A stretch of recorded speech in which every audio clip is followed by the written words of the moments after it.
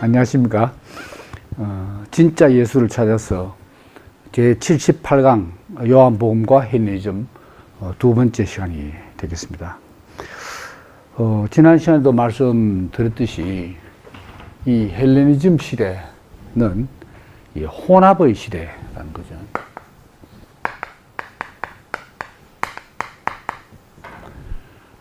다시 말하면 그리스 문명과 그리스 문화에 이제 그 당시 지중해 연안에 근동,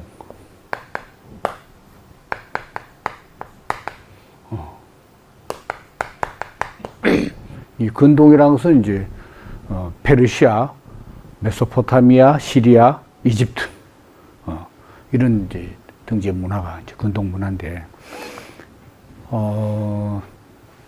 이제 철학과 종교의 분야에서 이제 혼합의 양상을 이야기한다면은 아무래도 이 근동 쪽에서는 이제 종교가 더 강세였고 이 그리스 쪽에서는 철학이 강세였다 이렇게 말할 수 있겠죠. 물론 그리스에도 그리스 종교가 있고 또 여기도 뭐 그리스만큼은 안 되지만 나름대로 철학 사상이 있겠죠.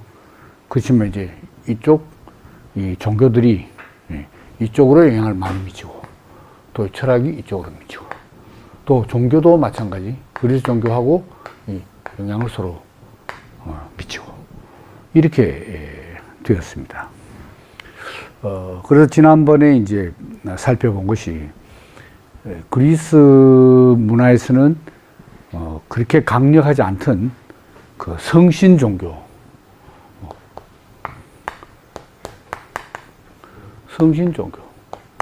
이게 이제 별 천체 신앙입니다. 이게 점성술, 천문학에 바탕을 둔 별들을 신앙하는 이 종교에 대해서 이제 제가 말씀드렸는데 이 종교는 결국 이 지상의 인간의 모든 삶은 결국 천체의 영향과 지배하에 놓여 있다.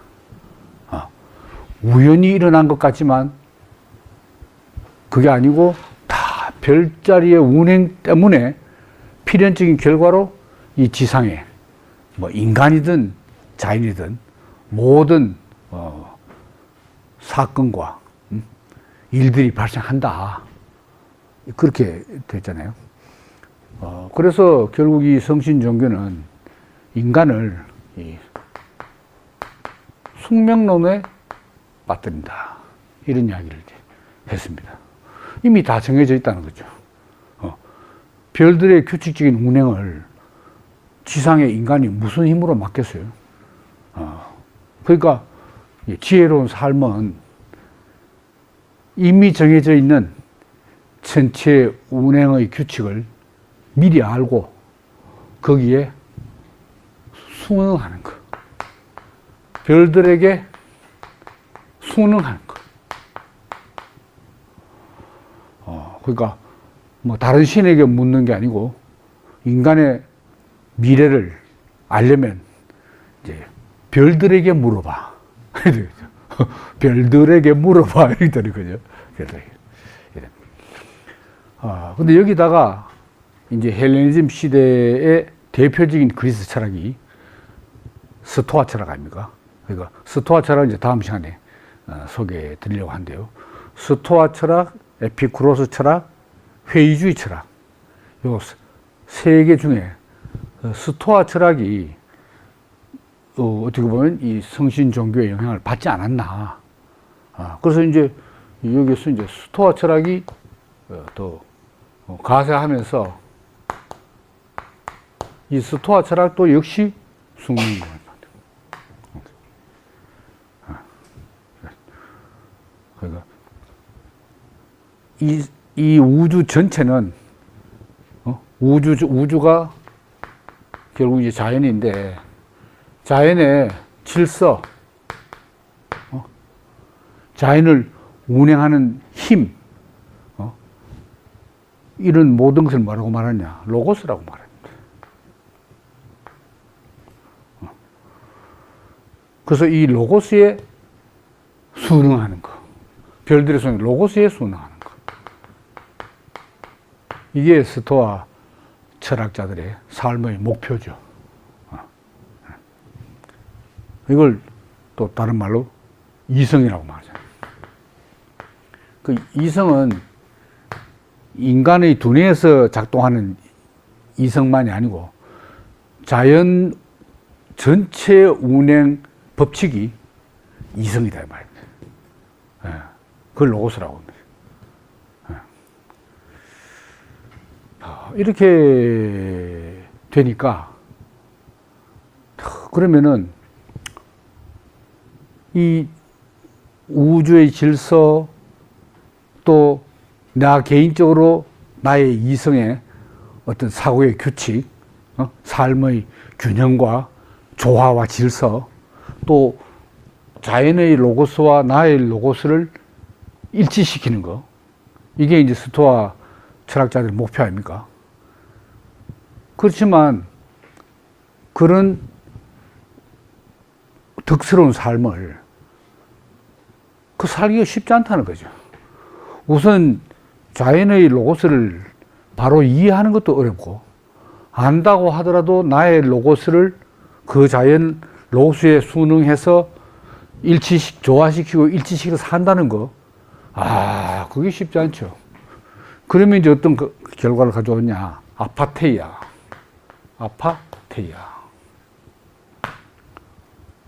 파테이아 하는 건 감정적인 것이거든요. 감정적인 것에 흔들리지 않는 거, 그냥. 무감동으로 번역하기도 해요, 무감동. 어떤 자극이 오든 전혀 흔들리지 않는 마음의 평정 상태. 그것을 목표로 하는데, 그 일반 대중들이, 그게 쉽겠어요. 그러니까, 이 스토아 철학도, 물론 다음 시간에 좀 자세하게 소개해 드리겠지만, 나의 어떤 인생의 구원이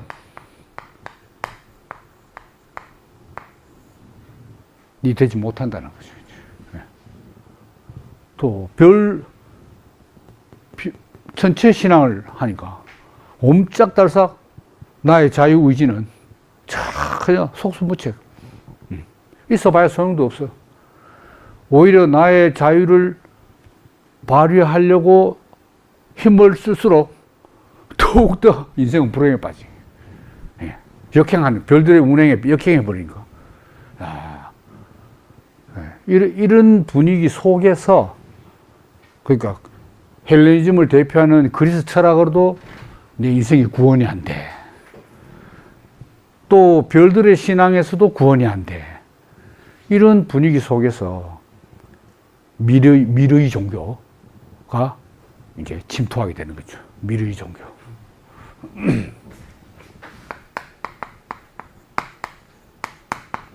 미르의 종교. 요게 뭐냐, 비밀의식 종교다 그 말입니다. 줄여서 밀교라고 하기도 하죠. 밀교. 그러니까 밀의 미스테릭 릴리전, 비밀의식이다. 그러니까 그리스의 아폴론 이제 예배 때는 온 시민에 공개되어 있잖아요. 공적으로 제사 의식을 행해. 근데 이 미리 종교들은 대중에 공개도 안 되고 전부 은밀히 비밀리에 한다 이 말입니다. 이게. 그래서 이제 미리 종교의 목표가 뭐냐? 이 목표가 신과의 합일. 다른 말로 하면 신과의 연합이죠.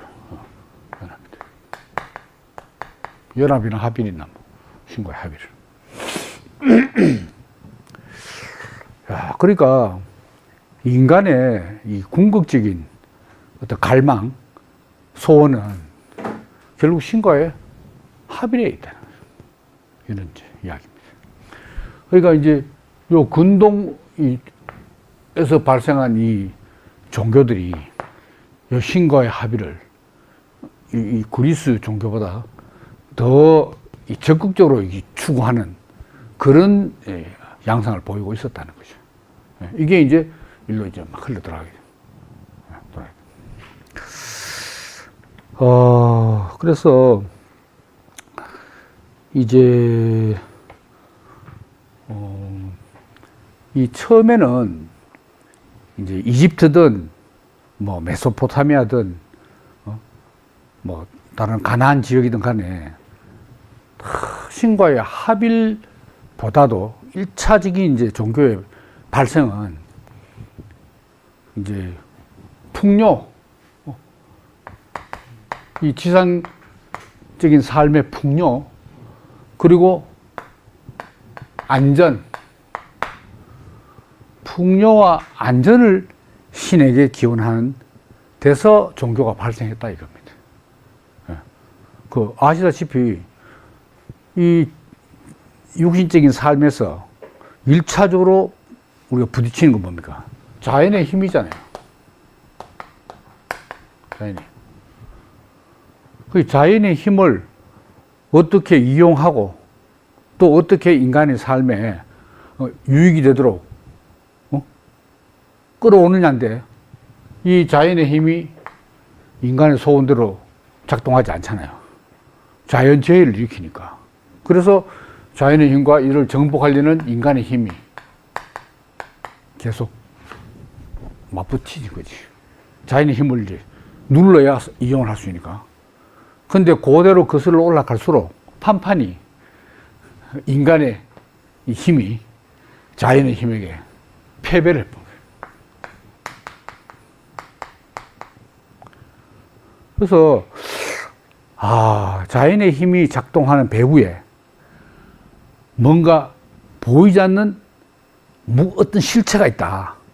그게 뭡니까? 그게 신인 거라지. 자연의 힘 배후에 이 자연의 힘을 움직이는 신 혹은 신들이 있다. 그러니까 바다에는 바다의 신, 태양은 태양신, 각 신들이 있다 이거죠. 그래서 무지막지하게 대결할 일이 아니고, 왜? 대결하면 지니까. 지는 건 뻔하니까. 이제 그 배후의 실세, 자연의 배후에 있는 실세에게 잘 보여서 호감을 사서, 아니면 신을 간질해서 신의 축복을 이끌어내야 되겠다. 이렇게 생각을 하게 될 거 아니겠습니까? 이래서 이제 말하자면 이제 신들에게 인간이 여기서 이제 뭘 하냐, 이제 제사를 지내요. 이게 제사 의식, 이 제의라고 말합니다. 제의. 제사 의식입니다. 이 제의를 영어로 컬트라고 합니다. 컬트가 원래는 제의인데 요즘 이 사용되는 의미는 광신적 사이비 종교 집단을 컬트라고 합니다. 그러니까 옛날에 제사 지내는 이 제의를 그대로 지금 현대에서 하면은 완전 미친 짓처럼 보일 거 알겠어요? 원시적이고. 이제 그런 의미에서 아마 광신적 사이비 종교 집단을 이제 컬트라고 하게. 원래는 이제 여기 이제 제사 의식입니다. 근데 이제 이 근동의 종교들이 하나같이 어떻게 생각하냐. 이 신들의 세계, 그러니까 하늘은 좋은 건 하늘에 다 있어요. 풍요, 질서, 안전,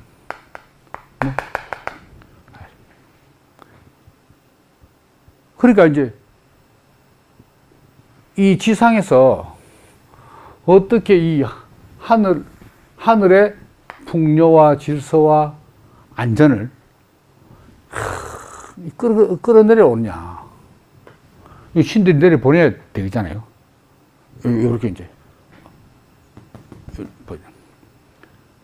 그래서 제의를, 제사의식을 하는데, 이 제사의식은 요 하늘의 세계의 상태가 요게 이제 원형입니다. 천상적 원형이고, 요 원형을 그대로 이 땅에 재현해야 되겠다. 이게 바로 제사의식이다. 원형이니까. 아키타입이니까.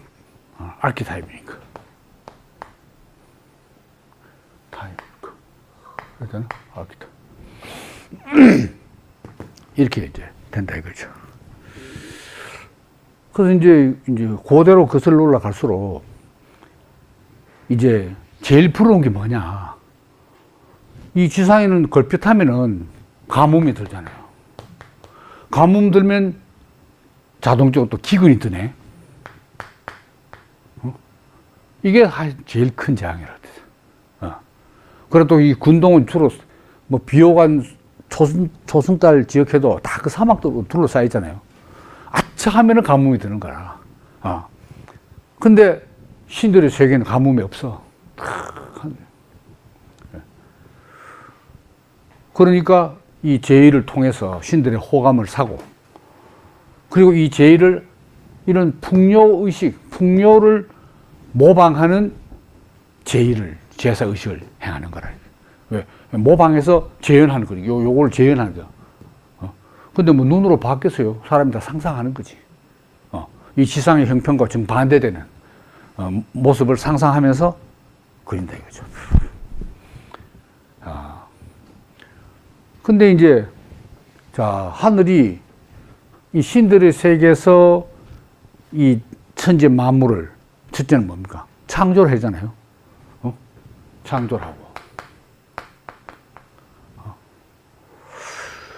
그리고 이 생명체들을 풍요롭게 하고, 생명의 세계에서 풍요로움은 또 뭘로 직결되느냐?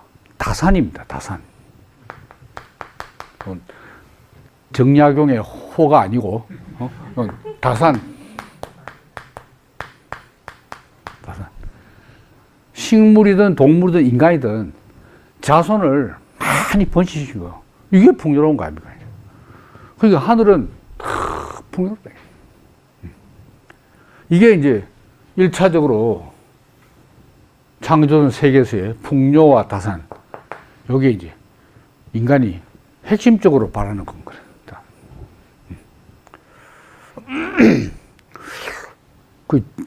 제가 이 중국 인구를 보면은 땅도 넓지만은 어떻게 저렇게 한 국가로 저렇게 많은 인구가 밀집해 있냐. 그 옛날 그 뭐 삼국지나 보면 있잖아요. 얼마나 많이 죽습니까? 삼국지뿐입니까? 중국 역사는 전부 전쟁의 역사라. 그만큼 죽은데도 15억이야. 그러니까, 그거 왜 그렇겠습니까? 그래도 뭐, 가난하고 어떻고 중리산이 해도 먹을 것이 쭉 안 끊어지니까 사는 거지. 땅이 풍요롭다냐. 자, 근데 신들의 풍요는 처음에 신들의 세계는 어떻게 풍요로웠을까? 역시 또 상상이 있죠. 종교적인 상상. 이게 바로 신들의 결혼 때문에 그런 거야. 신들의 결혼. 이걸 뭐라고 말하냐? 거룩한 결혼이라고 합니다. 거룩한 결혼.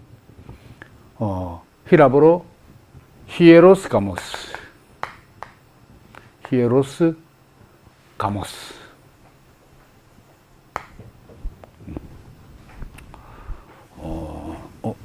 가모스 지었네.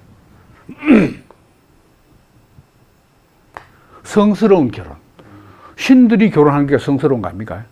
홀리 웨딩. 쉽게 말하면. 이 글자 금방 눈에 안 들어오죠? 제가 원어로 써드릴게요.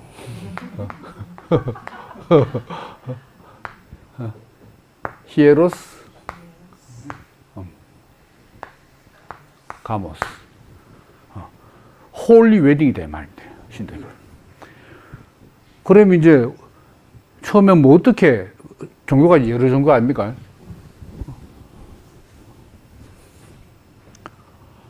이제 바벨론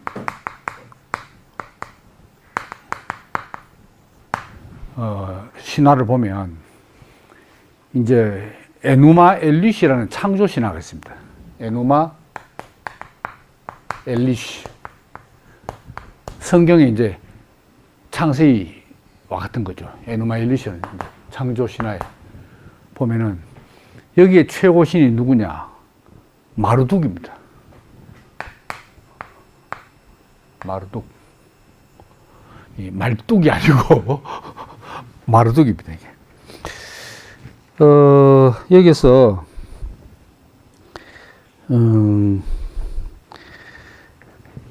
여기서 이제 마르둑은 이제 최고신이고 남신이고, 여기서 이제 여신이 누구냐 하면 이제 이슈타르.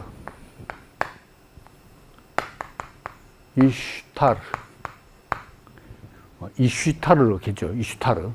마르둑과 남신, 여신. 요렇게 결혼을 합니다. 그래서 이 두 신의 결혼으로 말미암아서 이제 이 천지가 창조되고 풍요롭게 됐다. 이런 이야기를. 이 기념하는 축제가 이제 아키트 축제라는 게 있어요. 아키트 축제.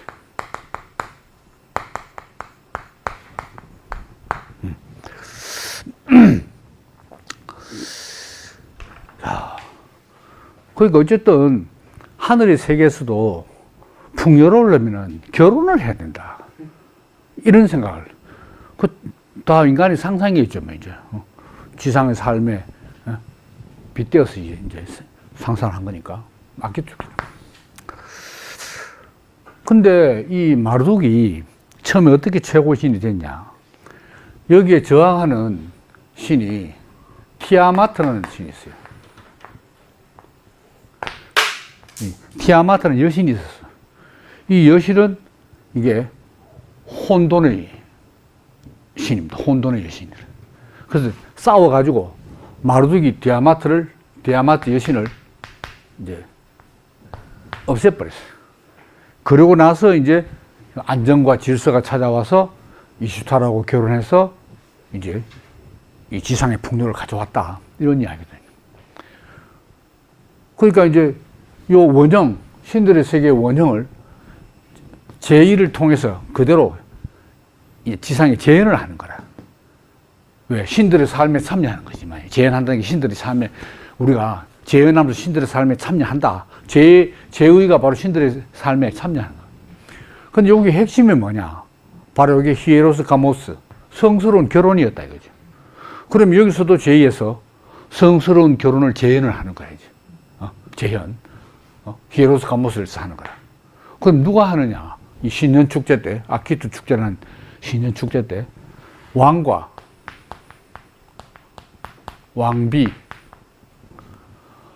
왕비가 너무 늙거나 뭐 문제가 있으면은 이제 왕비를 대신하는 그 여사제, 신전의 여사제 하고. 그래서 이제 여기에 뭡니까? 뭐 축제 아닙니까? 신전으로, 궁궐에서 신전으로 쫙 이제 행진을 하고 가는 거야, 이제. 하고 거기에 뭐 온갖 재물들 있잖아요. 양, 소, 이런 황소, 이런 재물을 끌고 쫙 이제 가는 거지. 가서 신전에 가서 결국 하룻밤을 신전에서 묵는데, 이 왕은 마르둑의 상징으로, 그리고 왕비는 이슈타르의 상징으로, 여신의 상징으로 해서 그 신전에서 하룻밤 함께 자는 거예요. 그러면 어떻게 되는가? 이 바벨론 땅에 풍요와 질서와 안정을 하늘에서 약속한다. 이런 믿음으로 하는 거죠. 이제 이렇게 되는 겁니다. 근데 여기 이제 군동 지방에서는 신년이 우리처럼 1월 1일 겨울이 아닙니다. 이 가을이 신년이라. 가을 신년 축제라니까. 왜냐면 거기는 이 뭡니까? 겨울하고 봄에 비가 오지. 제일 가물고 수확 없고 메마른 때가 여름인 거라. 반대지, 그게. 이제 우리는 겨울이 눈 와가지고 아무것도 안 하는 거는 너무 메말라가 말라가지고 땅이 황폐하게 되고 한 건 여름인 거라. 그래서 이제 여름 지나고 가을이 딱 되면 그때 이제 새해가 시작된다. 신년 축제가, 이 악기도 축제라고 하는 거죠, 이제. 그 이것뿐만 아니고, 여러 축제들이 많이 있는데, 그걸 시험 칠 것도 아니고, 다 소개하면 너무 복잡할 것 같아요. 예. 그래서 이제, 우리 메소포타미아 문명하면 뭡니까? 메소포타미아 지역 아닙니까? 그게 지금 말하는 이라크 지역인 거라. 메소포타미아 지역이. 제일 먼저 탄생한 문명이 뭐죠? 그 전체 통틀어서 메소포타미아를 하고 수메르 문명이에요. 수메르 문명. 그 다음에 바빌로니아 문명이고, 그 다음에 아수르 문명, 그 다음에 신바빌로니아 문명. 요렇게 이제 나중에 페르시아로 넘어가잖아요. 그러니까 뭡니까? 느부갓네살 왕, 이 남유다를 멸망시키고 포로로 잡아가고 할 때, 그때 바빌론은 이때 바빌론이 아니고 신바빌로니아인 거예요. 고 바빌로니아가 아수르에게 망하고, 그 다음에 아수르를 또 다시 엎은 게 이제 신바빌로니아. 그때 느부갓네살 왕이다, 이 말이에요. 거의 통틀어서 전부 다 메소포타미아 지역이니까 메소포타미아 문명이라고 이제 제가 알고는 그렇게 알고 있습니다. 수메르 문명도 물론 이제 똑같아요, 형태가. 요건 바벨론이고, 요서는 이제 두무지,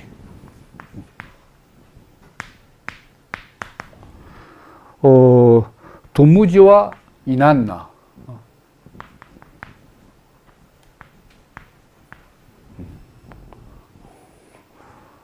외우기 쉬우려면 도무지 이란다 이렇게 되겠죠.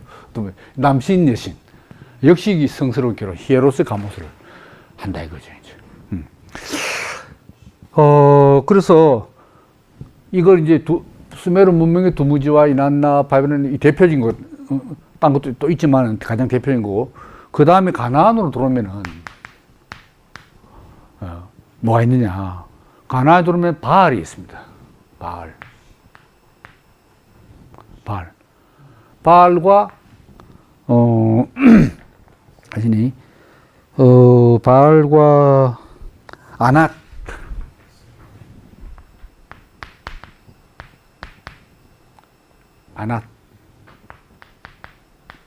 여신, 남신입니다. 원래 가나안 종교의 최고 신은 엘이었습니다. 엘로힘, 엘샤다이 할 때 그 엘. 근데 이제 이 엘 신은 이제 가나안 지역에 인간에게 법을 선포한 신인 거라. 법을 선포했어. 그럼 이제 선포된 법을 누가 시행해야 될 거 아닙니까? 관리하고 시행을 해야 돼. 그 역할을 맡은 신이 바알 신인 거라. 바알 신.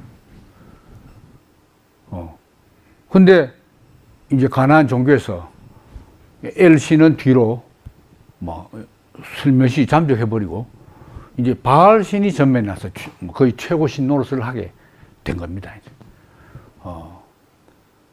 그래서 이 바알 신의 누이가 아낫인 거예요, 아낫. 바알 아낫. 이렇게 이제 둘이 이제 성스러운 결혼을 해가지고 가나안의 풍요를 가져왔다. 거의 생각하는 게 또 다 똑같아요, 근동 종교가 이제. 신 이름만 다르지. 이렇게.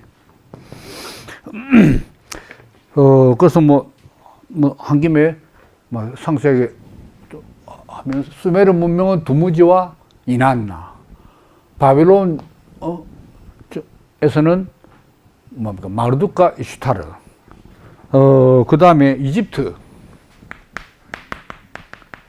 이집트에서는 뭘까요? 오시리스와 이시스. 이시스. 그걸 보면, 이제,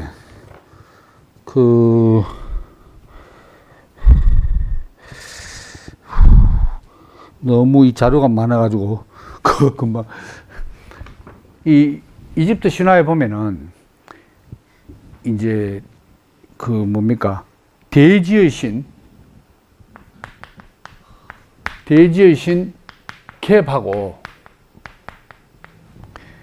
그 다음에 이제 하늘의 여신, 누트 있습니다. 누트. 그리스 신화하고는 반대죠. 그리스 신화에서는 우라노스, 남자 신이 우라노스고, 가이아, 대지의 신 가이아가 여신이 바뀌었어요. 남신이 대지의 신이고, 여신이 하늘의 신인 거예요. 이 갭과 누트. 이 밑에서 이제 4명의 자녀가 납니다. 이 둘이 결혼해가지고. 그래서 제일 마지가 오시리스. 그 다음에 딸이 이시스. 그 다음에 셋째 아들이 세트. 그리고 넷째 딸이 네프티스. 이래 되거든요. 그러면 이제 아들, 딸, 아들, 딸. 이렇게. 근데, 요렇게 둘이 결혼하고, 요렇게 둘이 결혼하는 거예요. 그게 당연히, 이제, 왕위는 오시리스가 이제 차지한 거죠. 장남이니까. 근데, 요 이제 차남, 세트가 이제 형을 시게 해가지고, 결국 나중에 살해를 해버립니다. 오시리가 죽어버렸어. 그러니까 이제 이시스가, 통곡을 하고, 이제 그 시체를 찾는 거지. 근데 어떻게 죽였냐? 죽여가지고 몸을 갈갈이 찢어가지고 난리강에 다 뿌려버린 거야. 그걸 어떻게 찾아요? 근데 역시 신화니까 이시스가 이집트 전역을 나일강 상하를 오가면서 시체 조각을 다 수집했어. 했는데 다 찾았는데 한 부위를 못 찾았어. 그 부위가 뭘까요? 그게 성기인 거야. 성기를 못 찾았어. 그럼 이제 안 되잖아요. 근데 거기에 또 이 신화니까 마법을 힘입어서 성기를 찾았는 거라. 그래서 이제 오시리스, 이제, 해가지고 마지막에 이제 성기를 딱 제자리에 정착 딱 했는 거라. 그리고 나서 이 이시스가 매로 변합니다. 매로 변해서 이 오시리스의 성기에 새가 올라타는 거라. 그래서 수태를 합니다. 수태를 해서 이제 누굴 낳았느냐? 그 아들이 호로스인 거라. 호로스, 뭐 호로 자식인 게 아니고. 그러니까 이 엄마가 어떻게 내 아버지 죽었다가 다시 살아난 네가 태어날 다 칼 거 아닙니까? 하니까 이 호로스가 삼촌 세트를 그냥 둘 수 없다. 이 왕이 찬탈한 이 세트를. 그래서 호로스가 커서 세트를 없애버려. 그래서 자기가 새로운 왕이 됐습니다. 그래서 다시 이집트에 이제 평화와 질서가 찾아왔다. 뭐 이런 게 이제 오시리스 이시스 신화거든요. 근데 이제 오시리스는 그러면 다시 살아나서 어디로 갔냐? 이제 지하 세계로 지하의 신이 된 거예요. 그러니까 사자들을 이제 관리하는 지하의 신이 된 겁니다. 이제 이게. 이런 이제 내용이죠.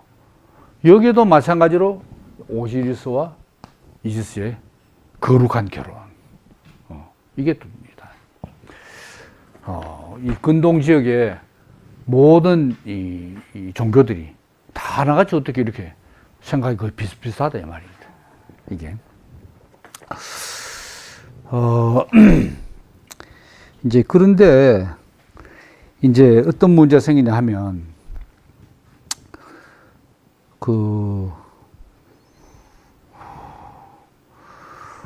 가나안을 이제 이스라엘하고 바로 같은 지역 아닙니까? 여기서 이제 뭐 딴 데도 마찬가지지만은 처음에는 이제 왕하고 왕비 아니면 왕하고 대표 여사제가 성관계를 해서 이 신들의 거룩한 결혼을 이 땅에 재현했다 이 말입니다.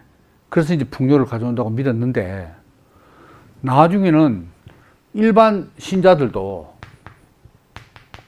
그게 좀 뭐 부럽게 보였던 모양이지. 그래서 이 신전에 뭐 이제 재물을 가지고 가서 우리도 거룩한 결혼 시를 좀 하면 안 되냐 이런 이제 욕구들이 생긴 거죠. 그래서 이제 뭐 다른 지역도 마찬가지고 이 가나안 지역도 바알 신전에 신전 창기들이 많이 생겼다는 거죠. 창기. 신전 창기. 여기는 여자만 있는 게 아니고 남자도 있고 여자도 있고. 여자가 가면은 남자 이제 신전 창기가 상대하고 남자가 가면 여자 이제 신전 창기가 상대하고. 근데 여기서 뭐 전혀 어떤 뭐 제의식이라든가 양심의 가치가 안 거라. 왜냐하면 왕은 전체 그 민족과 국가의 풍요를 위해서 그 제사진 제사 의식이니까 이건 제사 의식인 거라 이래 됐어요. 그래서 심지어 이 가나안에서 이제 결혼을 앞둔 처녀가 약혼자하고 결혼해서 동침하기 전에 먼저 신전에 가는 거야. 바알 신전에 가서 이 바알 신으로부터 이 다산의 약속을 받기 위해서 거기 가서 남자 창기하고 성관계를 맺는다 이 말입니다. 그러면 그 신전에서는 이제 이 여자는 더 이상 처녀가 아니고 이제 바알 신으로부터 자식을 많이 낳는다는 약속을 받은 여자다 해서 증을 줘요. 증. 그 뭐 이름은 제가 붙입니다만 다산증. 다산증을 주는 거야 이게. 그러면 이제 그 여자와 결혼할 약혼자는 오히려 당연하게 아이고 다행이다. 너로 인해서 자식을 많이 낳겠구나 해서 아주 바람직한 행위로 여기고 신부로 맞았다는 거 아닙니까? 야, 그게 뭐 사람 생각이라는 게 생각이 달린 건지 몰라요. 그렇다. 이건 제가 지낸 이야기하고 다 책 보고 하는 이야기인데 그것도 뭐 유명한 서양 학자들이 다 그 연구해 놓은 걸 보고 다산증 이렇게 됐다 이 말입니다. 근데 문제는 이게 그러면 이제 유대교하고 이 바알교하고 유대교하고 이게 완전히 대비된 거 아닙니까? 그럼 구약 성경에서 나타난 대로 유대교는 이걸 당연시 했냐? 그게 아니지. 왜냐하면 여호와는 배우자 여신이 없어. 왜냐면 유일신인데. 좀 외로울지 몰라도 어쨌든 싱글이야, 싱글. 모태솔로지. 모솔. 그런데 문제는 이스라엘 민족이 이제 광야를 거쳐서 가나안에 들어갔잖아요. 들어가니까 이 사람들은 벌써 블레셋 쪽 속 있는 사람들은 철기문을 가지고 있어요. 철기. 이스라엘이나 청동문화인데 이집트에서 청동문화인데 벌써 철기문을 가지고 또 이 블레셋은 족속이 달라. 인도 유럽어를 쓰고 그러면 그게 아리안족이라는 나라 아닙니까? 블레셋이. 그러니까 훨씬 더 선진된 문화를 가지고 있는 거라. 그것뿐만 아니라 주변에 그 가나안 원주민들이 다 바알 신을 섬기네. 자기보다 훨씬 수준이 높아. 그러니까 인간의 본능이 출애굽할 때 그때 마음하고 틀리는 거야. 그래서 이 바알 신전에 출입을 많이 하게 되고 보니까 뭐 이런 거룩한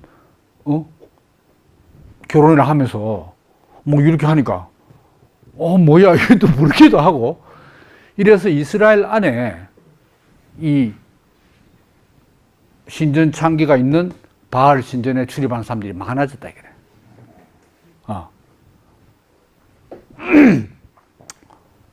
그래서 이제 거기서 이제 열받은 선지자가 누구냐? 대표적으로 호세아라는 호세. 그러니까 뭐 이것들이 정신이 없는 게 이래 된 거죠. 이 호세아가 언제 사람이냐? BC 8세기 후반. 그러니까 거의 뭐 북이스라엘이 멸망할 그 당시입니다, 이제. 그 당시인 거라. 그 멸망의 원인을 그렇게 보는 거죠. 너희들이, 뭐, 우상을 섬기고 이방신 바알을 섬기니까 너 이제 망하는 거지. 이렇게 진단하는 거죠. 그래서 이제 호세아가 선지자 중에서 최초로 이 여호와 하나님과 이스라엘 백성을 결혼 관계로 조명한 최초의 선지자예요. 이거는 결혼 관계다. 그러니까 여호와 하나님은 뭐 다른 여신을 배우자로 찾는 게 아니고 바로 너희들을 배우자로 찾는 거다. 이스라엘 백성을. 이렇게 이제 최초의 선지자가 호세아다 이 말이에요. 그래서 제가 그냥 말하면은 또 안 믿으실지 모르니까 호세아가 직접 그 말한 대목을 제가 한번 바로 소개해 드릴게요.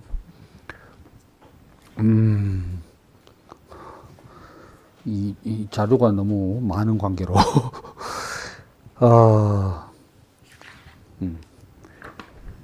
이렇게 말했어요. 저희가 산꼭대기에서 제사를 드리며 작은 산 위에서 분향하되 참나무와 버드나무와 상수리나무 아래서 하니 너희 딸들이 행음하며 너희 며느리들이 간임하여도 내가 벌하지 아니하리니 이는 남자들도 창기와 함께 나가며 음부와 함께 희생을 드림이니라. 이런 사정을 볼 때 완전히 바알 신전에서 가나안 족속들과 똑같이 행동했다는 이 말이잖아요. 이게. 그래서 이렇게 이제 탄식을 한 다음에 이제 뭐라고 말하냐.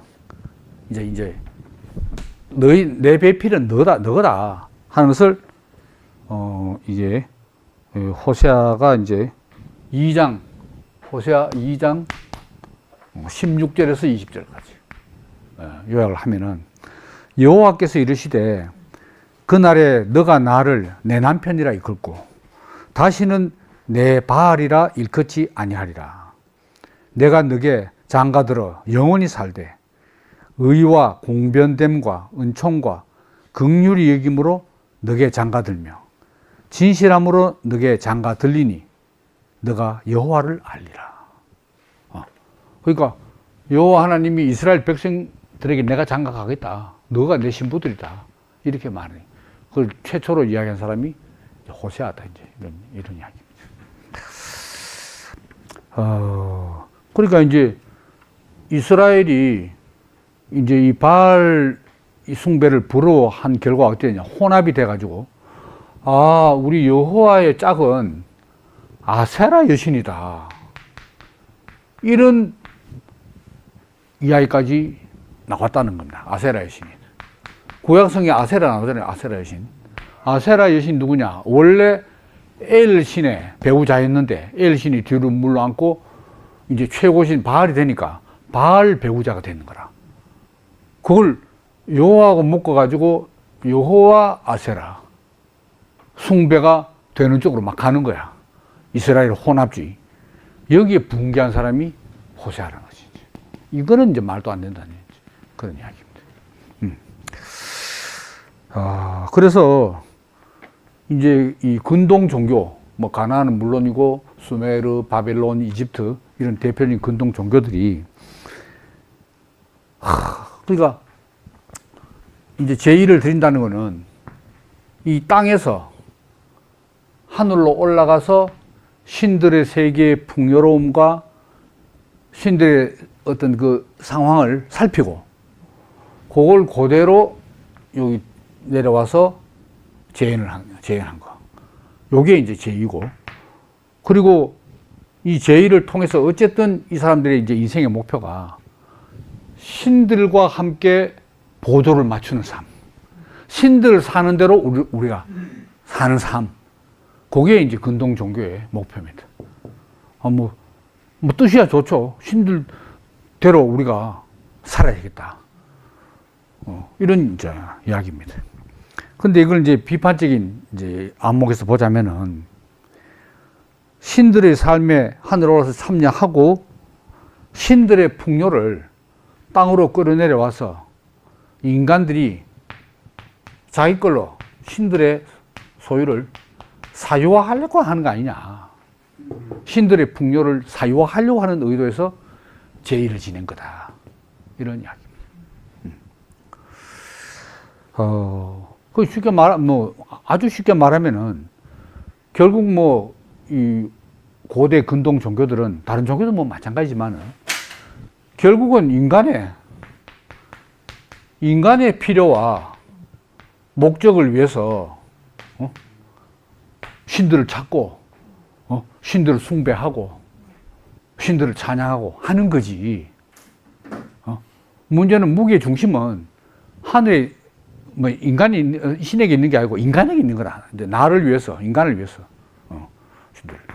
이게 이제 종교의 모든 종교의 본질 아니겠습니까? 사실. 근데 이제 이스라엘도 제사를 지내잖아요. 이스라엘 제의는 뭐가 차이가 나느냐 하면은 이제 이 여호와가 먼저 백성들을 백성들이 찾아가가지고 이렇구나 해가지고 그걸 보고 재현하고 막 끌어내려고 하는 게 아니고 먼저 하나님이 먼저 내려와. 알기도 부탁도 하기 전에 먼저 내려와. 와서 이스라엘인들의 삶과 역사에 참여를 하는 거예요. 개입을 한다는 거죠. 그래서 이제 너희와 내가 계약을 맺자. 계약. 이게 이제 율법 준 거 아닙니까? 그 이제 계약 백성이 되는 거지. 계약을 지키면 너희는 복이 있을 거고 어기면 화가 있을 거다 하는 계약을 맺었다는 거. 요게 이제 유대교의 특징 아닙니까? 이게. 그래서 이제 이스라엘 여호와 제의는 결국 이 계약을 우리가 성실히 이행하고 있습니다 하는 응답인 거예요. 응답. 너희는 계약을 성실히 지킨 태도를 보여야 된다 하는 요구가 있잖아요. 계약이 있으니까. 그럼 우리는 계약을 지키고 있습니다 하는 이 응답이 바로 이스라엘 제의다. 여기서는 시작부터 무게 중심이 하늘에 있고 여호와 하나님에게 있다. 이렇게 이제 이야기를 하고 있습니다. 그 차이라는 거죠.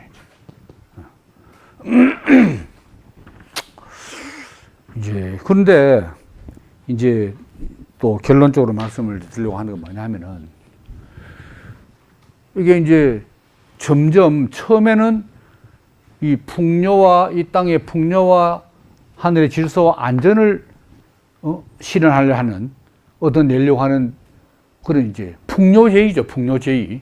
이 제의가 전부 이 땅의 풍요로움을. 근데 여기에서 미리 종교로 점점 더 가고 있다. 점점 헬레니즘 시대는 미리 종교가 된 거라. 이 풍요 제의에서 미리 제의가 되는 거지. 비밀 제의가 되는 거죠. 여기서 주안점은 이 땅에 그냥 풍요가 아닙니다. 처음에 말씀드린 신과의 합일. 풍요가 항상 아무리 여기서 온전히 이 하늘의 풍요를 재현한다 해도, 재해를 통해서 재현 의식을 치른다 해도, 그게 매년 풍요롭습니까? 그게 안 되는 거라. 안 되고, 또 이 풍요로운 삶을 산다고 해서, 그럼 인생이 만족이 되니, 또 그것도 아니네. 그러니까 점점 인간의 의식이, 인간이 어디서 와서 어디로 가고, 뭐 때문에 사느냐. 여기에 계속 초점을 맞추잖아요. 그러니까, 궁극적인 갈망. 이거는 풍요보다도 신과 하나 되는 거. 여기.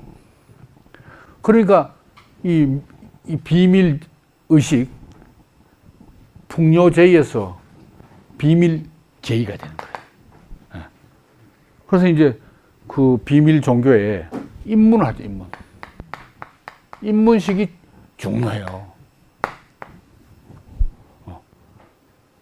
이걸 이 불토마는 헌신녀라고 해요, 헌신녀.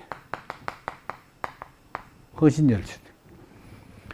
여기에서 입문하기 전에 목욕 재개하고 세례 받고 다 해. 다 뭔가 해서 거기 이제 인도자를 따라서 이 신비의식을 치는데 그 신비의식이 정확히 뭔지는 몰라. 왜냐면 비밀이니까 문은 안 남겨놓잖아요. 그리고 비밀을 또 약속하고 이 받은 걸 절대로 밖에 발설하면 안 된다는 겁니다. 근데 여기에서 결국 뭐를 경험하는가? 죽고 다시 남을 경험한다.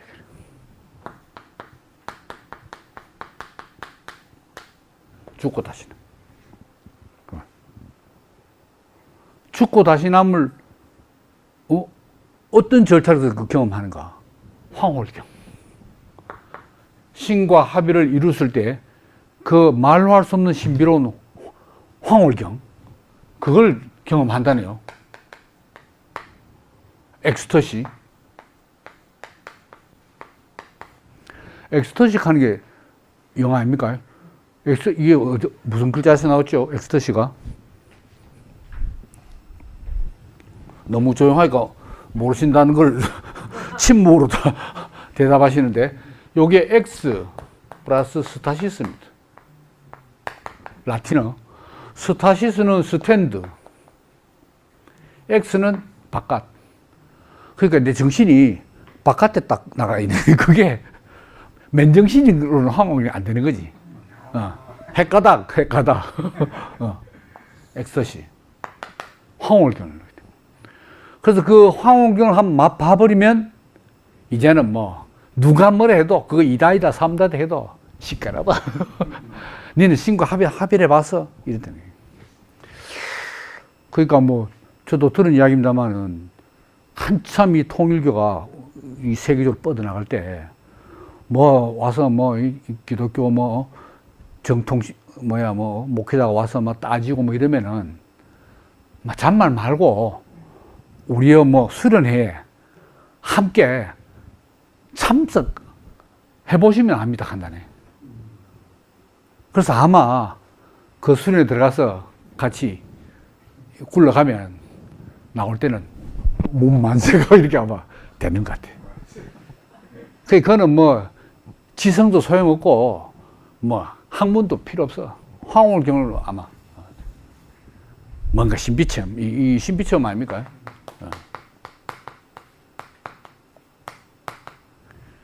이게 뭡니까, 이제? 엑스스타시스.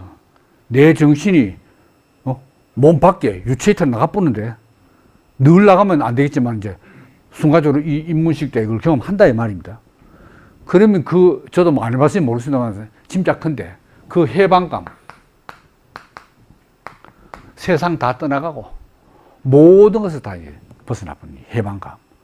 이걸 이제 맛보자.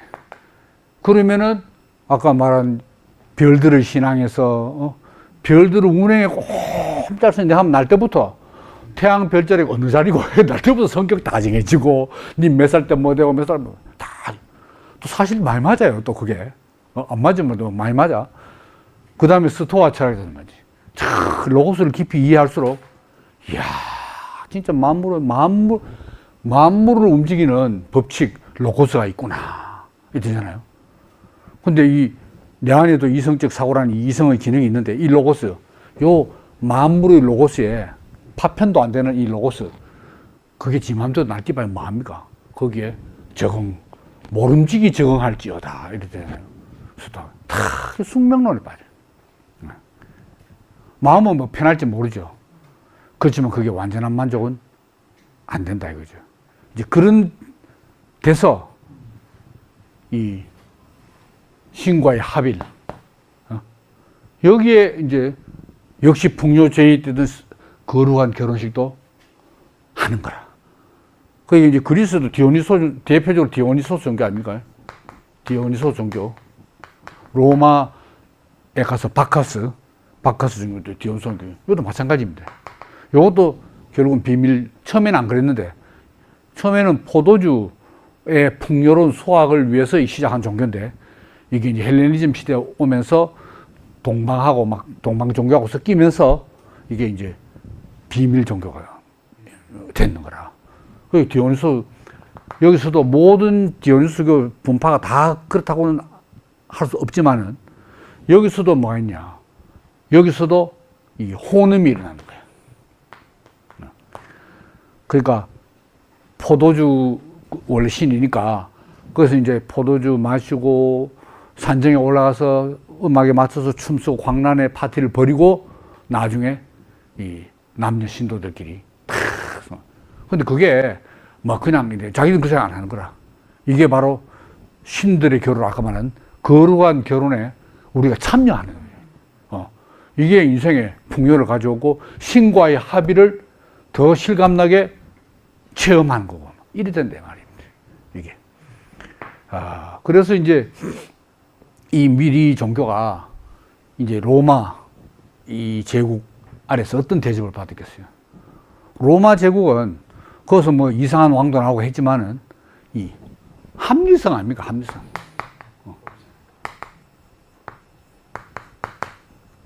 스토아 철학도 이 합리성을 내세우잖아요. 이성.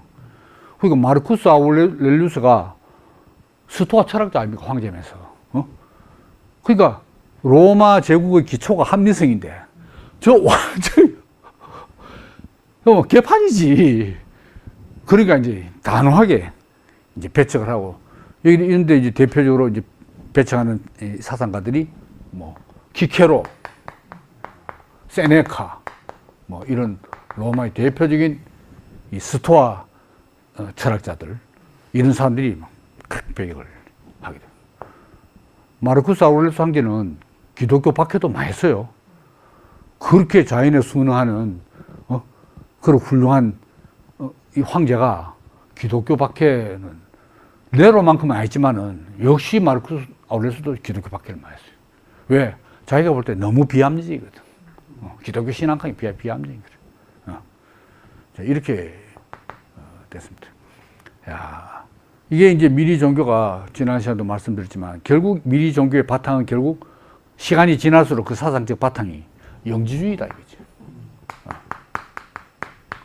이 영지주의가 요한복음하고 이게 얽히고 설키면서 요한복음이 얼마나 영지주의 영향을 받았냐, 뭐 실제로 영지주의 복음서 아니냐 하는 말까지 나올 정도로 말 요한복음 읽으면 상당히 헷갈리는 요소가 많이 있다 이 말입니다. 그래서 이제 요 헬레니즘을 이제 다루는 거죠.